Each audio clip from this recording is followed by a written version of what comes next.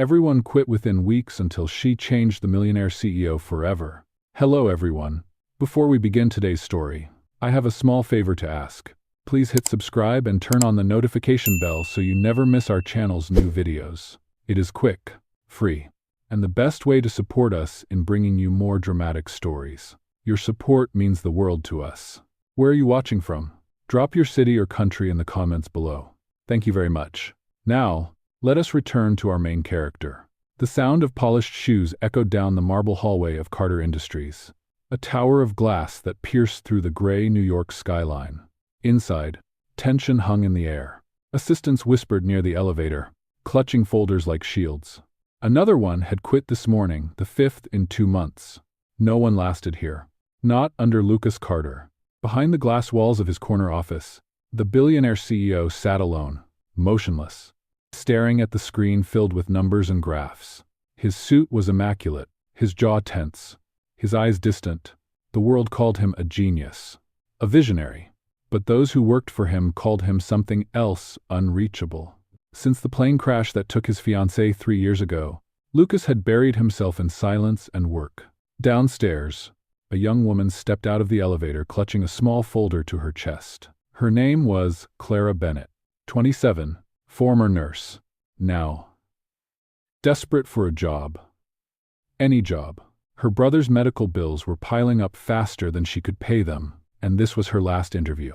The human resources manager looked her over, skeptical. You do know this position has a history, Miss Bennett. I do, Clara said quietly. I am not afraid of difficult people. Minutes later, she stood before the frosted glass door marked Lucas Carter, CEO. Her reflection looked nervous but determined. She inhaled, knocked softly, and entered. The office was vast and cold, the city stretching beyond the windows like a painting of steel and light. Lucas did not look up right away. You are the new assistant, he asked flatly. Yes, today, sir, she replied, her voice steady despite her racing heart. Clara Bennett. He nodded once. You start today. Do not be late. Do not interrupt me, and do not try to fix what you do not understand. She blinked, unsure if that was a warning or an introduction. Understood. And sir, that evening, as she organized his overflowing desk, she noticed untouched cups of coffee, half-eaten meals, and a small bottle of prescription pills tucked beside the computer. She glanced at him from the corner of her eye. He was still typing, his posture rigid, shoulders trembling slightly every few seconds. Her instincts as a nurse stirred. Without a word, she prepared a cup of ginger tea, just as she used to make for her patients under stress. She placed it beside him quietly. For your stomach? She murmured. He did not answer. The tea sat untouched when she left for the night. But the next morning, when Clara entered the office, the cup was empty, clean, placed carefully back on its saucer. Something small flickered in her chest, a spark of hope that perhaps, beneath all that armor, there was still a man capable of feeling. Lucas looked up briefly as she walked in. Their eyes met for the first time. You made this? He asked. Yes, she said softly. A long pause. Then, almost imperceptibly, the corner of his mouth lifted. Make another one tomorrow. For the first time since she arrived, Clara smiled. She nodded, quietly returning to her work, unaware that this small cup of tea was the beginning of something that would change both of their lives forever.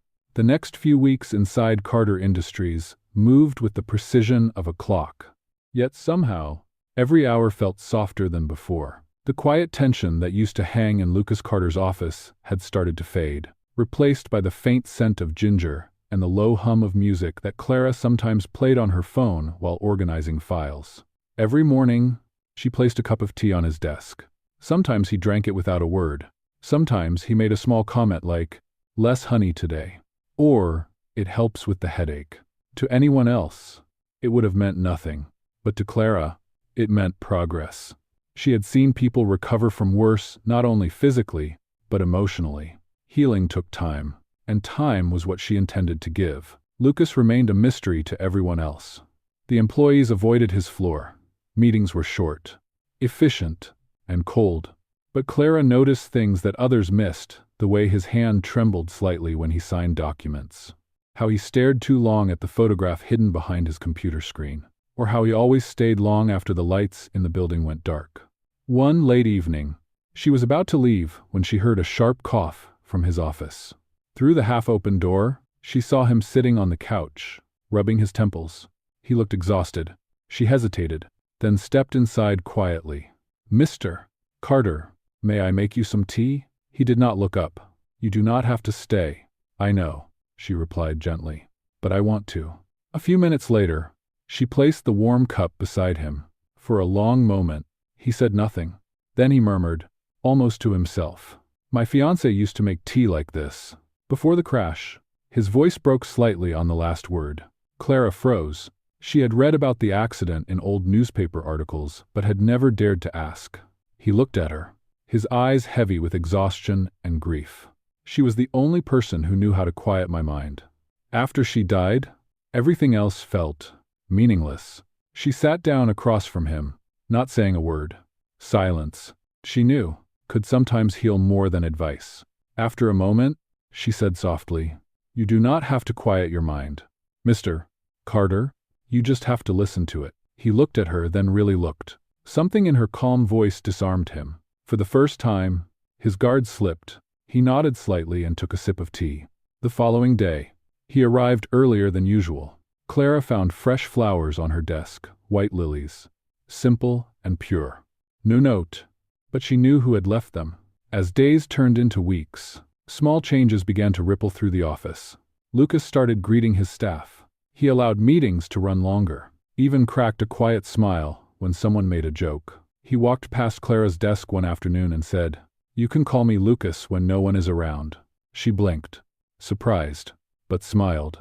"Then you can call me Clara." He paused. "All right, Clara, but healing is rarely a straight path." That evening, she found him standing in his office, staring at the screen where an old voicemail played. The voice of his late fiancée filled the room, soft and haunting. "Promise me you will keep living, no matter what happens." When the message ended, he turned toward the window, shoulders shaking. Clara crossed the room quietly and stood beside him. She did not touch him. She simply said, "You kept your promise. You are still here." He did not speak.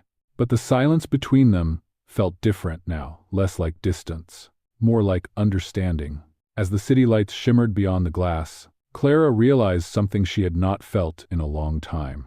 For the first time since she lost her own mother, she felt that her compassion had a purpose again. And for Lucas Carter, the man everyone had given up on, the simple presence of one kind soul was beginning to bring him back to life. Winter faded slowly into spring, and with it, the atmosphere inside Carter Industries began to change. The glass tower that once felt like a fortress now seemed lighter, warmer. The employees whispered about it in the elevators, how the boss smiled more, how his door stayed open for the first time in years. They did not know the reason, but Clara did. Every day had become its own quiet ritual. She arrived before sunrise, opened the curtains to let the morning light touch the cold marble, brewed tea with ginger and honey, and left a short note with a line of encouragement. Sometimes Lucas responded with nothing more than a nod. Sometimes he added his own note, brief but thoughtful. "The tea helps. Thank you." It was progress, one cup at a time. One afternoon, a violent thunderstorm rolled over the city. The sky turned dark, rain streaming down the windows like silver threads. Clara stayed late, typing reports while Lucas worked in silence across the room. The thunder rumbled, echoing through the building. Without warning, the power flickered and went out. The office sank into shadow. Lucas stiffened, his breath catching sharply. She could hear the panic in it. The faint emergency light revealed his face pale, strained. He gripped the edge of his desk as if to steady himself. "Are you all right?" she asked softly. He did not answer. His breathing grew shallow. Clara remembered reading that trauma could surface without warning, triggered by something as simple as a sound. She moved closer, her tone calm and steady. "It is just a storm. You are safe." He shut his eyes tightly, shaking his head. The crash, the sound of metal. It was raining that night. His voice broke, trembling between anger and fear. Without hesitation, Clara knelt beside him. "Lucas, listen to me. You are here, in your office. Not in that plane, Breathe with me. She placed a hand over her chest. In and out. He followed her lead, unevenly at first. Then slower. Gradually the rhythm steadied, his shoulders lowering, his jaw unclenching. After a minute, the emergency lights returned to full brightness, casting a soft glow around them. Lucas looked at her, eyes glassy but clearer. "I am sorry," he whispered. "You do not have to be," Clara said gently. "Healing is messy. That is how you know it is real." He nodded, the faintest trace of a smile touching his lips. "You talk like you have been through this yourself." Clara acetated, then admitted. "I have. My mother was sick for years. I watched her fade while pretending everything was fine. It taught me that strength is not silence, it is surviving the days you want to give up." Lucas looked at her for a long time, as if seeing her for the first time. "You really are different from anyone I have met." "Different can be good," she said quietly, standing. "Now, drink your tea before it gets cold." The storm passed. The city lights returned, reflecting across the wet streets. In the following days, Lucas began joining Clara for short morning walks around the terrace before work. They talked about everything except business music, childhood memories, even books. He asked about her brother, and she told him how the medical bills still haunted her nights. One morning, he stopped mid-walk and said, "You should not have to struggle alone." She smiled softly. "No one heals alone, Lucas. That includes you." For the first time in years, he laughed, a quiet, genuine sound that startled even him. The noise echoed faintly through the open corridor, carrying warmth into corners of the building that had long forgotten what laughter felt like. And as the days stretched forward, something unspoken grew between them. It was not yet love, but it was hope, the fragile kind that blooms only after winter ends. The following month brought with it a new kind of rhythm. The sun rose earlier, and so did Lucas Carter. He no longer buried himself behind closed doors.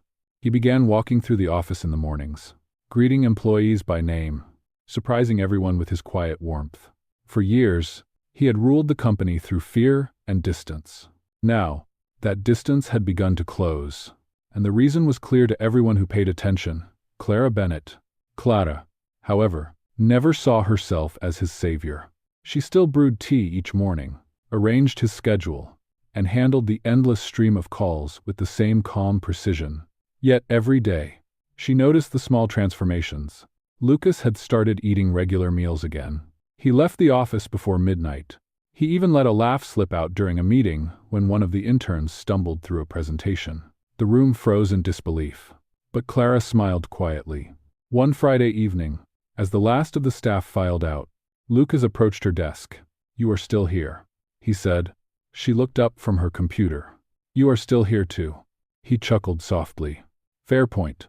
There is an art exhibit opening downtown.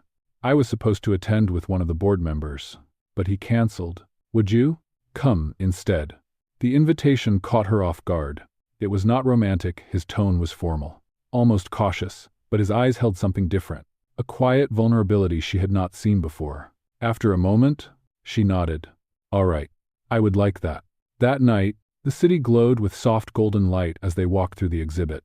Paintings of oceans, skies, and silent portraits filled the gallery. Lucas paused before a canvas that depicted a storm clearing over calm water. "It feels familiar," he said quietly. "Like the world after chaos." Clara studied it for a moment. "Or like healing after pain." He looked at her, and for the first time, he did not look away. "You have changed the way I see everything, Clara. Even silence feels different now." She smiled, her heart tightening slightly. Maybe silence is not emptiness. Maybe it is space for something new to grow. When they returned to the building later that night, the elevator ride was quiet but not awkward. As the doors opened, Lucas said softly, "Thank you for staying." "I was never planning to leave," she replied. The next week, Clara's brother's condition worsened. She received a call from the hospital during work and rushed out without explanation. Lucas noticed the empty desk, the half-written note, and felt an unfamiliar panic. When she returned the next day, exhausted but composed, he asked gently, "Why did you not tell me?" "I did not want sympathy," she said. "I wanted to keep my promise to show up, to stay steady." He hesitated, then handed her a small envelope. "It is not charity," he said before she could protest. It is help from one human being to another. Inside was a check large enough to cover her brother's surgery. Her eyes widened, tears glistening. I cannot accept this. Yes, you can, he said firmly. Because I owe you more than you will ever understand. For a long moment, neither spoke. The city hummed softly outside the window. Then Clara whispered, "You are healing, Lucas. You just do not see it yet." He looked at her, and something in his expression softened, like a man learning how to breathe again after being underwater for too long. That night, he stayed awake, replaying every moment, the laughter, the quiet talks, the way she saw light even in darkness. He realized that what she had given him was not pity. It was courage, and perhaps, for the first time in years, he wanted to give something back. The next morning, Clara found a note waiting on her desk, written in his careful handwriting. "Do not give up on hope. It is the one thing worth holding on to." She smiled, pressing the paper to her chest, unaware that both of their lives were about to change once again. The following days passed quietly, yet something between them had undeniably shifted. Lucas Carter still carried himself with the confidence of a man who had built an empire, but his tone had softened, and his gaze lingered longer whenever Clara entered the room. He no longer hid behind meetings or reports. He began to listen to his employees, to his own thoughts, and most of all, to her.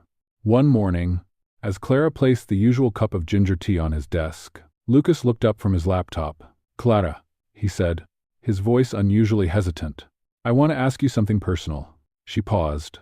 "Of course."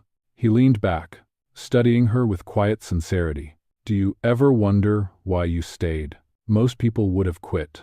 Clara smiled faintly. "Because I do not believe in giving up on people who are still fighting." "You were never broken, Lucas. You were just hurt." Her words struck deeper than she knew. He looked away for a moment, his jaw tightening as memories rose unbidden. The twisted metal, the rain, the last words of the woman he had loved. For years, he had carried that weight alone. But now, with Clara standing across from him, it felt lighter somehow. That afternoon, Lucas asked her to accompany him to a meeting at the company's new community project site. It was a hospital wing Carter Industries had funded but never completed after the crash. As they walked through the half-finished halls, Clara noticed the faded nameplate on the wall. "The Evelyn Carter Rehabilitation Center. Your fiancé?" she asked softly. Lucas nodded. It was her dream to help people recover after accidents. "I could not finish it. Every time I tried, it felt like betraying her." Clara stepped closer, her voice gentle but firm. "You are not betraying her, Lucas. You are honoring her. Maybe it was never meant to end with her loss. Maybe it was meant to begin again with healing." Her words settled in the air like sunlight breaking through storm clouds. Lucas turned toward her slowly, as if seeing the building differently for the first time. "You really believe that?" "I do," she said, "because you are proof of it." For a long moment, neither of them spoke. Then Lucas reached into his coat pocket and handed her a folded blueprint. This was supposed to be her design. "I want you to help me rebuild it. Together." Clara's eyes widened. "Me? I am not an architect." "No," he said, smiling faintly. "But you understand people, and that is what this place should be about." Over the next several weeks, they worked side by side reviewing layouts, choosing colors, and meeting doctors and volunteers.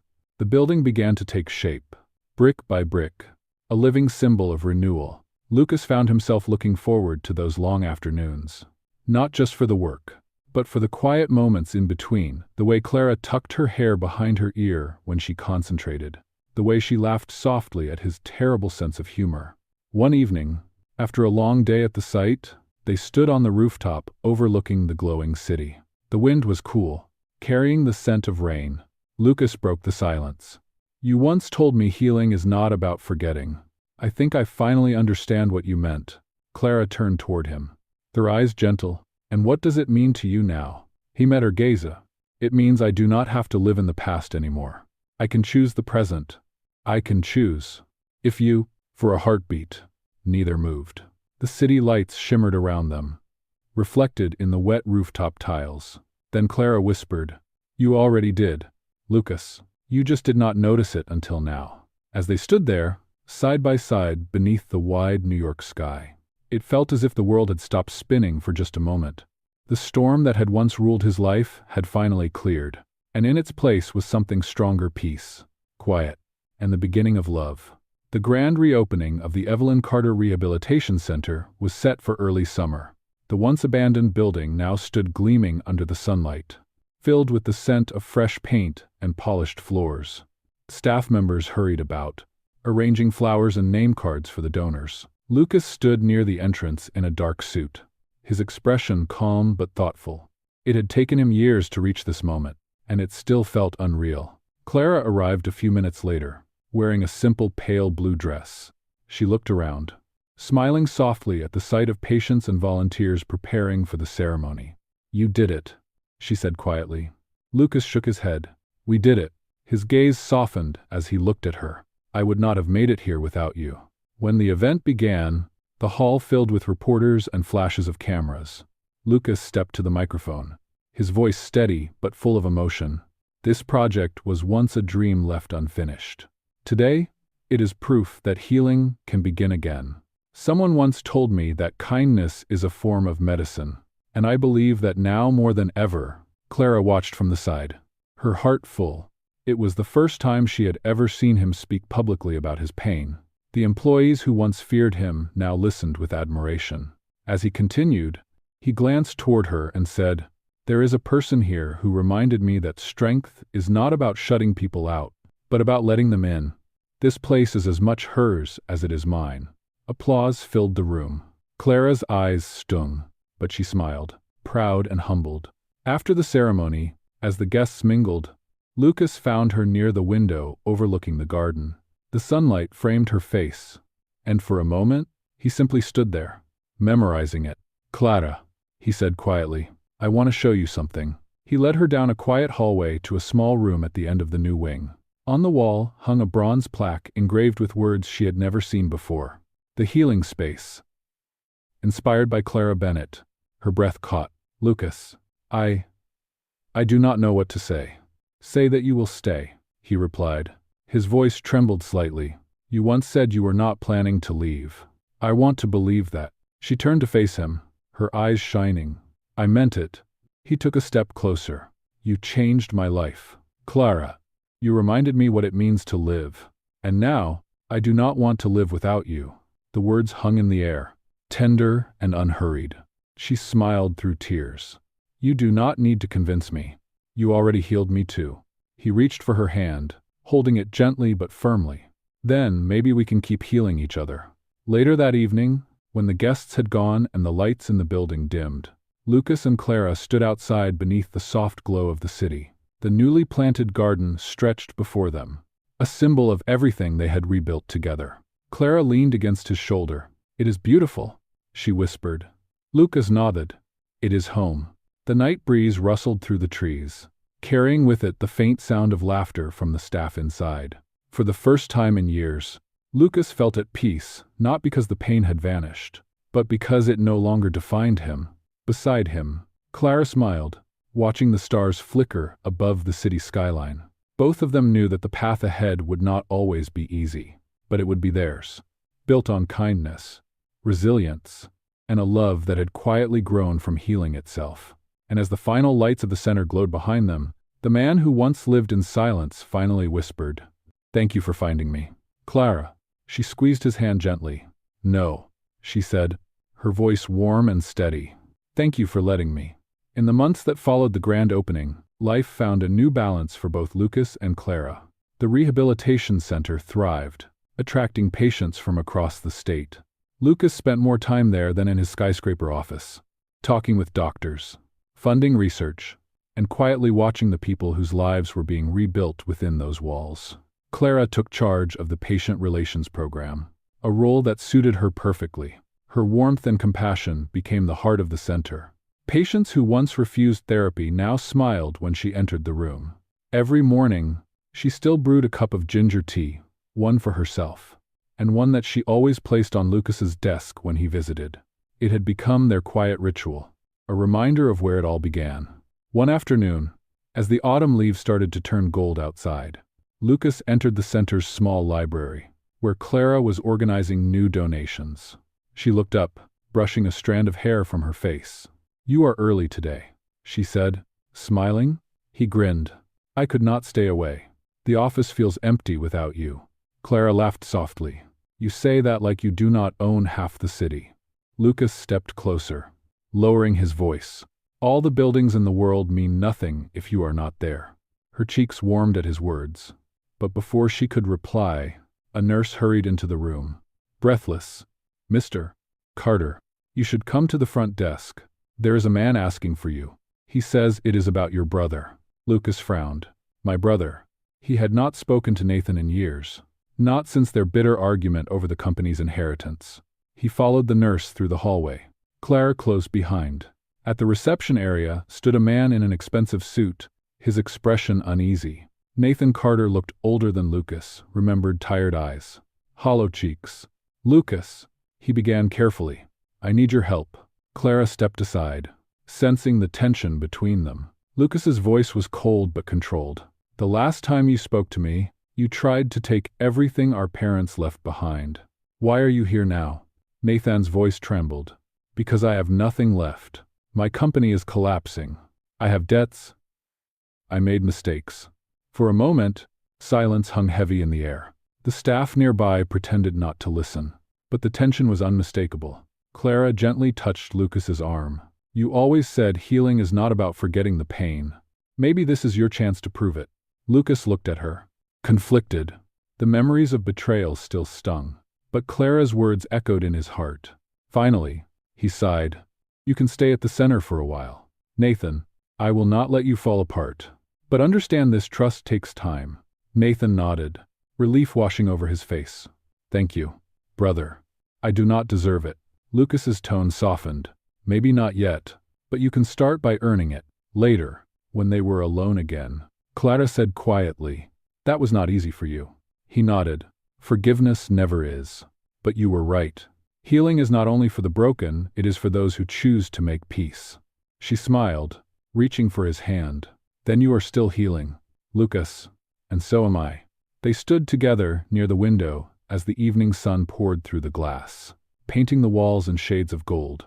The city below buzzed with life, unaware of the quiet victory that had just taken place inside the center, a victory of grace over resentment, love over pride. For Lucas, it marked the final step in a journey that had begun with grief and ended with gratitude. And for Clara, it was a reminder that her greatest act of care had never been about saving him, but about walking beside him until he could save himself. As the light faded, Lucas whispered, "Maybe this is what Evelyn wanted all along, for me to live again." Clara squeezed his hand and said softly, "And you are."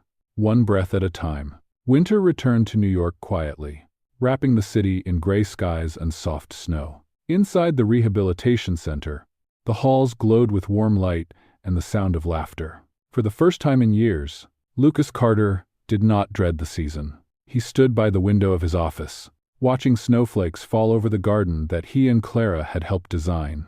Behind him, Clara's gentle voice broke the silence. "You are thinking too much again," she said, carrying 2 cups of tea. Lucas turned, smiling as she handed him one. "I am thinking about how far we have come." "Then you are allowed to think," she teased softly. Their quiet moment was interrupted by the soft knock on the door. Nathan entered, looking uncertain but healthier than before. "The financial department just confirmed it," he said. "The center's new research grant has been approved." Lucas's smile widened. "That is good news." Nathan nodded, his expression sincere. "I also wanted to say thank you. You gave me a second chance. I will not waste it." Lucas placed a hand on his brother's shoulder. "Just keep doing what you are doing. That is enough." When Nathan left, Clara looked at him with pride. "You really have changed, Lucas." He chuckled. "So have you." Later that week, the center hosted its annual charity gala. The event hall shimmered with soft lights, and the air buzzed with warmth rather than wealth. Patients, doctors, and volunteers mingled together, sharing stories of recovery. Clara stood near the entrance greeting guests, her blue dress catching the light each time she moved. Lucas watched her from across the room, feeling a quiet awe. When it was time for his speech, he stepped onto the stage and faced the audience. "This center began as a memorial for someone I lost. he began, his voice steady. But it became something else, a place for new beginnings. I used to think healing was about erasing pain. I was wrong. Healing is about transforming pain into purpose. The crowd listened in silence. Lucas continued, his gaze finding Clara in the audience. Someone once taught me that compassion is not weakness, it is strength in its purest form. Tonight, I want to thank her. He extended his hand, and Clara froze in surprise as the spotlight turned toward her. A murmur spread through the room as she slowly walked up the stage. Lucas took her hand, his eyes filled with quiet certainty. "Clara Bennett," he said softly, his voice carrying through the hall. "You changed my life when I had forgotten how to live. You reminded me that love does not demand perfection, it only asks for honesty." The audience held its breath as he reached into his pocket and revealed a small velvet box. Inside was a simple gold ring, its design elegant and understated. "I do not want to live another day without you. Will you marry me?" For a heartbeat, the room was silent. Then Clara's eyes filled with tears as she whispered, "Yes." The crowd erupted into applause, but neither of them heard it clearly. Lucas pulled her into his arms, holding her close as the world seemed to fade away. When the music resumed, he whispered against her hair, "You once said healing is messy. I think love is too." She smiled through tears. "Then we are doing it right." As the night went on, guests toasted and laughed. The air filled with joy. The once cold CEO and the woman who had taught him to feel again stood together under the lights, not as savior and patient, but as equals, two souls who had rebuilt their lives one gentle act at a time. Outside, snow continued to fall over the city, silent and soft, covering everything it touched with a clean new beginning.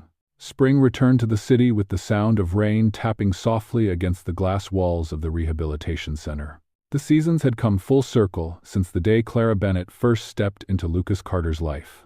What had once been an office filled with silence and tension was now alive with warmth, laughter, and the steady rhythm of healing.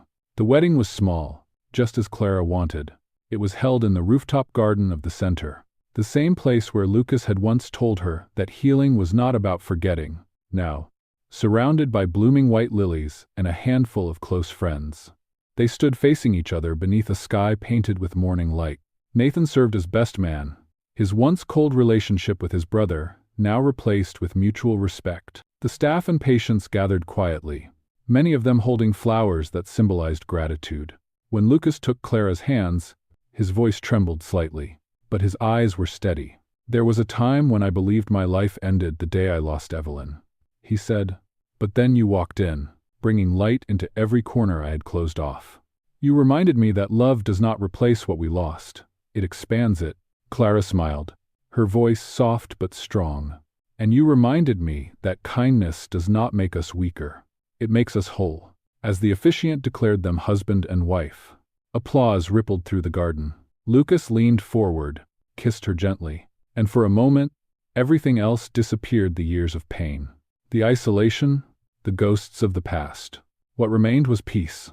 Later, at the small reception inside the center, Clara noticed something on the wall that she had not seen before. It was a framed sketch of a single teacup surrounded by handwritten words in Lucas's familiar script. "Healing begins with small kindness." Her eyes filled with tears. Lucas approached from behind, wrapping an arm around her shoulders. "It seemed fitting to hang it here," he said. "This is where everything changed." She turned, smiling up at him. "You mean where you learned to make tea properly?" He laughed softly. "That too." The evening sunlight poured through the windows, bathing the room in gold.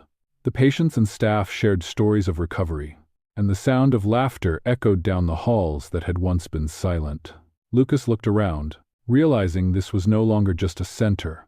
It was home, a place where pain had transformed into purpose, where strangers had become family. As the celebration wound down, Clara and Lucas walked through the garden one last time. The air was cool and sweet, filled with the scent of rain and blooming flowers. She rested her head on his shoulder. "Do you ever think about how different everything could have been if we had not met?" He nodded. "I do, and I do not take a single moment of it for granted." They stopped near the fountain, the same one that had been built in memory of Evelyn. Lucas placed a white lily on the edge of the water. "Thank you," he whispered, "for letting me love again." Clara watched the flower drift away, carried gently by the water. She slipped her hand into his and said, "Love is not about moving on, Lucas. It is about moving forward." He smiled, tightening his grip around her fingers. "Then forward it is." As they stood together under the soft glow of twilight, the world seemed to hold its breath. The wind moved through the trees, carrying with it the scent of ginger and tea, a small reminder of where their story began. And in that quiet moment, the man who had once been broken and the woman who had healed him simply held on to each other, knowing that love, like healing, was never about perfection. It was about persistence, patience, and the courage to begin again. Their story had started with pain, but it ended with peace. A testament that sometimes the most beautiful miracles are the ones born from ordinary kindness.